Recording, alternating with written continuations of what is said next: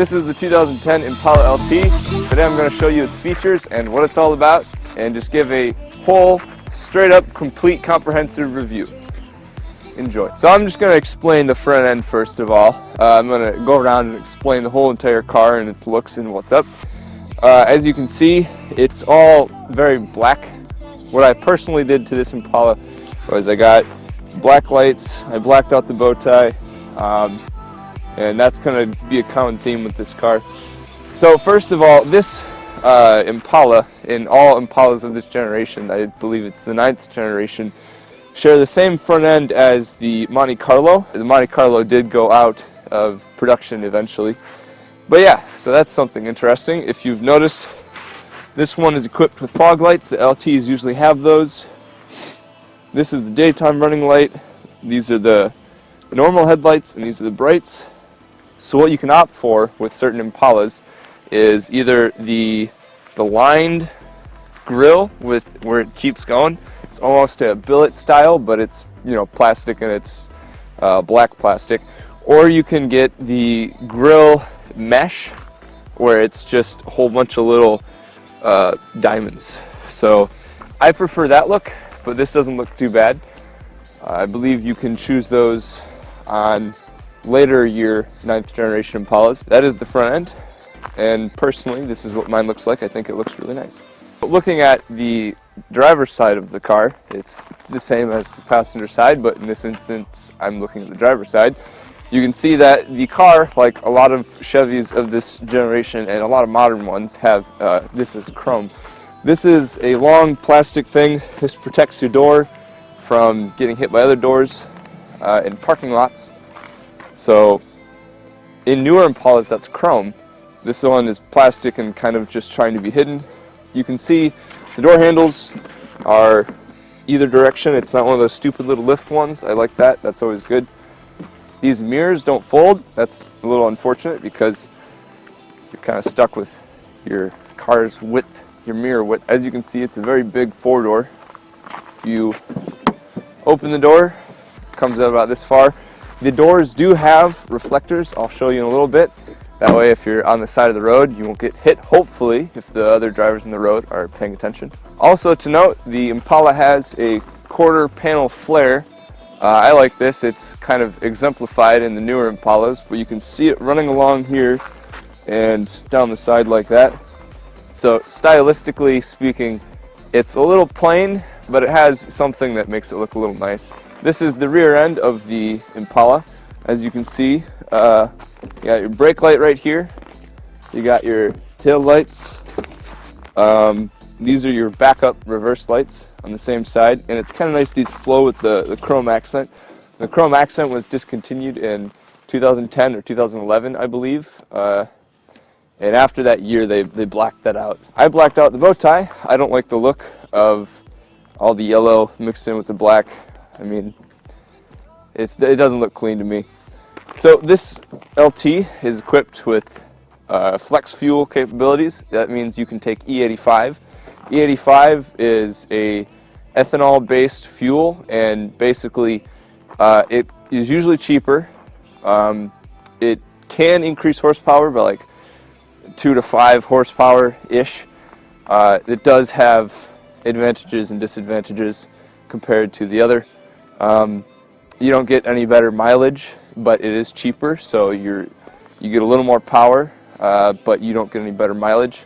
That's okay to some people. So be aware that E85 does have advantages and disadvantages.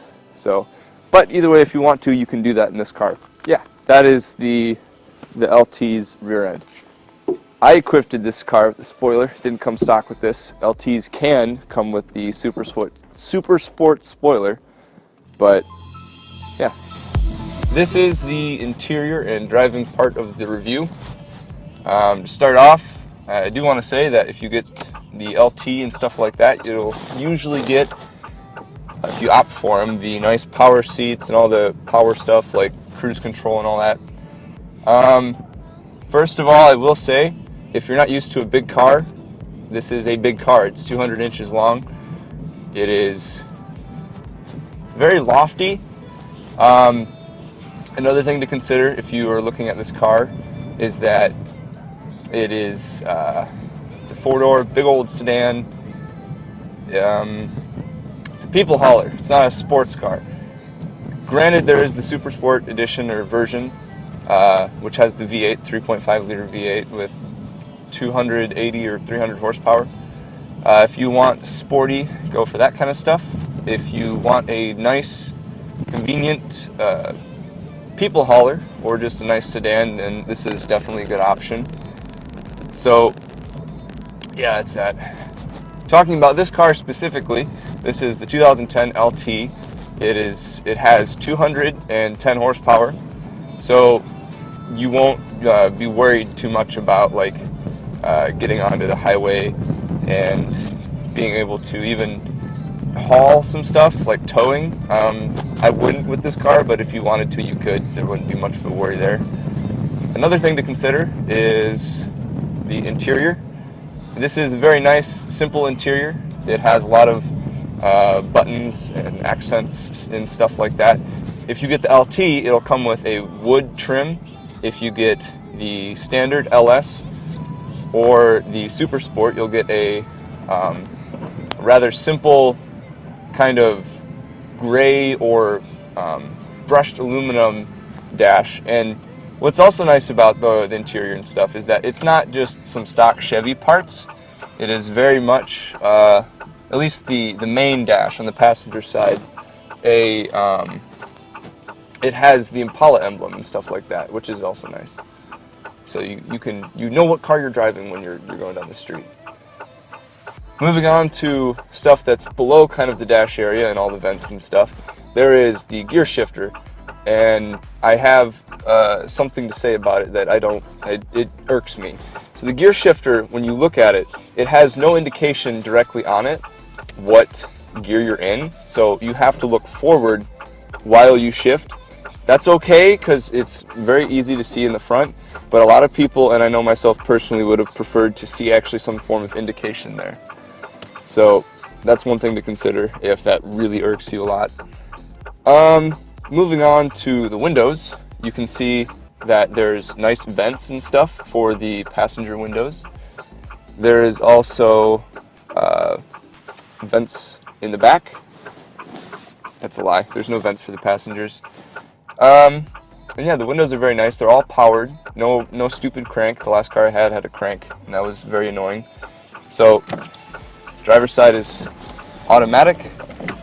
All the other ones are manual. That's just something you're kind of going to have to deal with. More things in the interior to consider. There's very nice leather accents. The whole steering wheel is leather. The armrest is leather. This is nice. I like that. The seats aren't, and the gear shift isn't, but with certain models you can opt for that. Like the Super Sport and the LTZ come standard with leather seats, and even in the later years, like 2012 and up, the gear shifter and the seats are leather, which is really nice. The back seats, which I'll show some pictures of, come equipped with a armrest and also a cup holder. So you fold it down and there's 2 cup holders there. That's really nice. More things about the back while I'm on that topic. You can actually pull the seats up and there's storage there, and while you're at it, if you need to put something in the back, you can put the bottom seats up, fold them forward, and then put the back seat, like this part, down, and then you have a flat surface where you can put a lot of big stuff. This car has a lot of space in it. And yeah, that's about most of the interior. One last thing to cover is the kind of the roof area. So if you look, there's sunglass holder. That's really nice. Garage door buttons. So whatever type of door you have for your garage, you can set it up, program it. It's pretty easy. It takes a little bit, but that's nice to have. In the back, you got 2 dome lights. That's nice. They're not LEDs. They're the standard, like, very amber lights, but they do the job. And that's about it for the roof. There's chicken bars, chicken handles. You can see one right here. Each door has that, and the final thing really is that the mirror has auto dimming, so when you're driving at night, you Don't have to click some stupid thing, push it forward because there's a massive truck behind you. And there's map lights, which is super handy for this. So that's what's stock with it. I've installed a new head unit, which I think is a must for this car, because the stock head unit it came with was from cars of the year or the generation of like 2006 and later. It's kind of old and not really what I would want in the car, so you can go ahead and get this kind of stuff. It is a little costly. It is $300, but it's, I think, well worth it.